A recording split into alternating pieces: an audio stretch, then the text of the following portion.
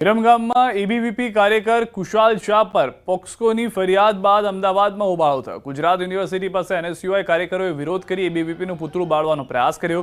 ABVP સંગઠનમાં બળાત્કારી નેતાઓ હોવાનો એનએસયુઆઈએ આક્ષેપ કરી વિરોધ દર્શાવ્યો તો પોલીસે દેખાવ કરી રહેલ કાર્યકરોની અટકાયત કરી છે।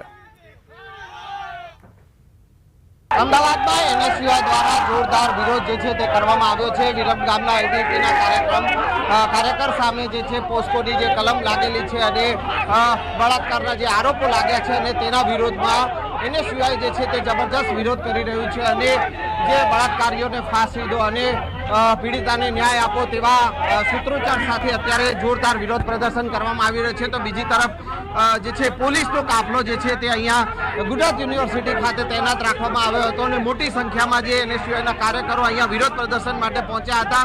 તો એ એનએસયુઆઈના કાર્યકરોને જે છે તે અત્યારે અટકાયત જે છે તે પોલીસ દ્વારા કરવામાં આવી રહી છે। કેમેરામેન ખેંગાર રાઠોડ સાથે સંજય ટાંક, ન્યૂઝ 18 ગુજરાતી, અમદાવાદ।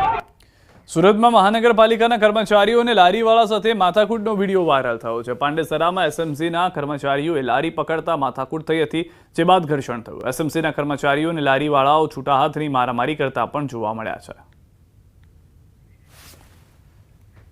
અમદાવાદના વસ્ત્રાલમાં આતંક મચાવનારો પકડાયો છે। ગેંગનો મુખ્ય સૂત્રધાર પંકજ ભાવસાર દબોચાયો છે। ક્રાઇમ બ્રાન્ચે મુખ્ય સૂત્રધારને ઝડપી પાડ્યો છે। આરોપી પંકજની સાથે અન્ય 2 સાગરીતો પણ ઝડપાયા છે। પંકજને બચાવવા ગુજરાત બહાર નાસ્તા ફરતા હતા। અગાઉ પણ પંકજના સાગરીતો પકડાઈ ચૂક્યા છે। વસ્ત્રાલમાં જાહેર રોડ પર વાહનોમાં તોડફોડ કરી લોકોમાં ભયનો માહોલ ફેલાયો હતો। આ બનાવના વિડીયો વાયરલ થયા હતા, જે બાદ મીડિયા અહેવાલને લઈને પોલીસે એક્શન લેવાનું શરૂ કર્યું હતું। વડોદરામાં નજીવી બાબતે જાહેર રસ્તા પર મારામારી થઈ। શહેરના અમિતનગર પાસેની ઘટના છે। કાર અને રિક્ષા વચ્ચે અકસ્માત થતા મારામારી થઈ ગઈ। કારમાં સવાર લોકોએ રિક્ષા ચાલકને ઢોર માર માર્યો। માર મારતો વિડીયો સોશિયલ મીડિયામાં વાયરલ થયો છે। હવે એ સવાલ ઉઠી રહ્યો છે કે જાહેર રસ્તા પર નજીવી બાબતે ઢોર માર મારનારનું સરઘસ ક્યારે નીકળશે? મારામારી કરતા પહેલા કાયદાનો કેમ ન લાગ્યો ડર? આવા અનેક સવાલો ઉઠી રહ્યા છે। વરસાદી માહોલમાં વલસાડના ગામમાં કાચું મકાન તૂટી પડ્યું, જેમાં એક વ્યક્તિ ઘાયલ થયો છે। ધરમપુરના શિશુમાળ ગામમાં કાચું ઘર તૂટી પડ્યું હતું, જેમાં એક વૃદ્ધની ઈજા, તેમને હોસ્પિટલ ખસેડાયા છે। રાત્રે ભારે પવન સાથે વરસાદ થતા આ બનાવ બન્યો હતો।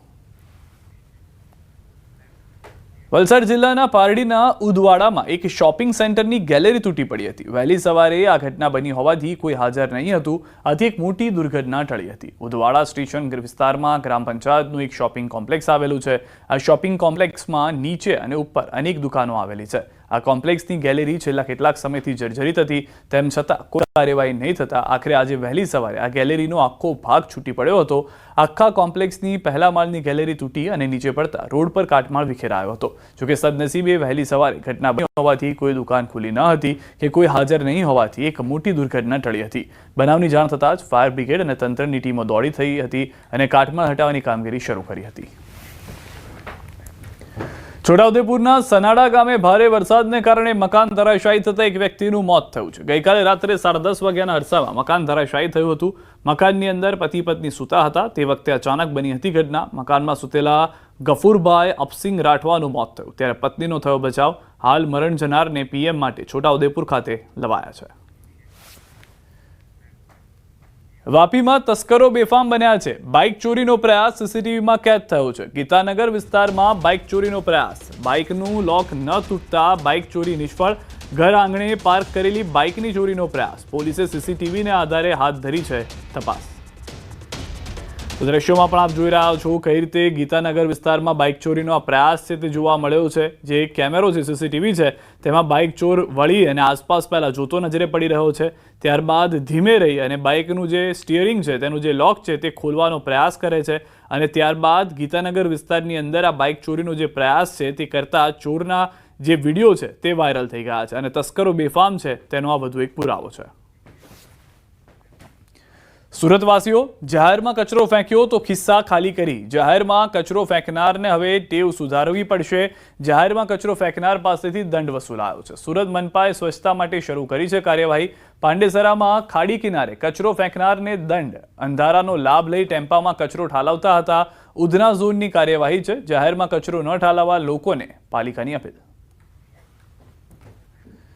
સુરતના ભાગળ વિસ્તારમાં આરોગ્ય વિભાગના દરોડા. આગામી તહેવારોને ધ્યાનમાં રાખી તપાસ હાથ ધરાઈ. શહેરના અલગ અલગ મસાલાના વેપારીઓની દુકાન પર દરોડાની કાર્યવાહી કરાઈ. ફરાળના નમૂના લેવામાં આવ્યા. હાલાકી જે જોવા મળતી હતી લોકોને, તેને લઈને આ પ્રયાસ કરવામાં આવી રહ્યા છે, જેમાં હલકી ગુણવત્તા અને ભેળસેળયુક્ત ફરાળના વેચાણ સામે પાલિકા દ્વારા તપાસ કરાઈ છે.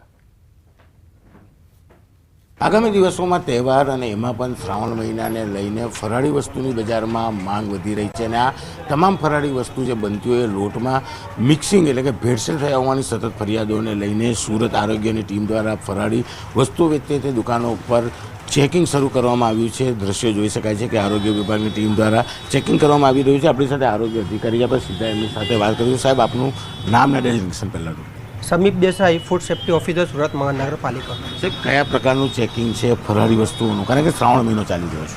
શ્રાવણ મહિનો ચાલતો હોવાથી જનરલી સુરત શહેરની અંદરના લોકો ફરાળી વસ્તુનો ઉપયોગ વધારે કરતા હોય છે. તેથી આજ રોજ 5 થી 6 અલગ અલગ ટીમ અલગ અલગ ઝોનમાં બનાવીને ફરાળી વસ્તુઓના સેમ્પલ લેવાની કાર્યવાહી કરવામાં આવી રહી છે.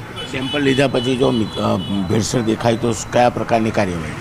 સેમ્પલ લીધા પછી જો ભેળસેળ દેખાય, ધારાધોરણ મુજબના ન માલુમ પડે તો તેની વિરુદ્ધ આગળની કડક કાર્યવાહી કરવામાં આવશે.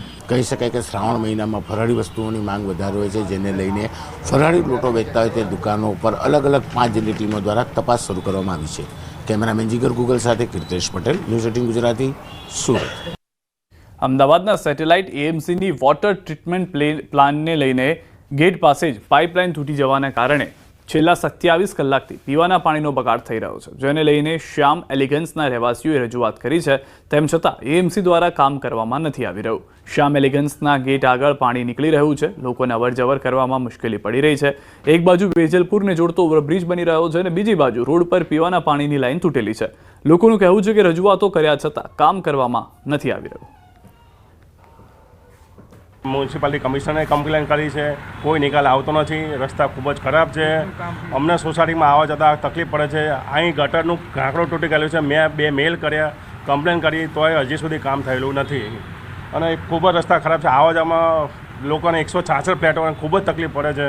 તોય ગવર્મેન્ટ કે મ્યુનિસિપાલિટી કંઈ સાંભળતું છે નહીં. 2-3 દિવસથી પાણીનો બગાડ થાય છે પણ કોઈ સાંભળતું નથી. 3-4 ફરિયાદો કરેલી છે. પીવાનું પાણી છે? પીવાનું છે, નર્મદાનું. મેઇન લાઈન તૂટેલી છે, કોઈ સાંભળતું નથી. બીજા ગેટ નંબર ઉપર પાણીનો એટલો બગાડ થાય છે, જે મેઇન પાઇપલાઇનમાંથી જે નર્મદાનું પાણી આવે છે એને અંદરથી પાણી બહાર નીકળે છે અને અહીંયા આગળ રોડ પણ સાંકડો છે અને ત્યાં આગળ રોડ પણ કોઈ સાંભળતું નથી. કેટલી ફરિયાદો કરવા છતાં પણ કોઈ કામ થતા નથી. હાલ રોકાઈશું એક વિરામ માટે.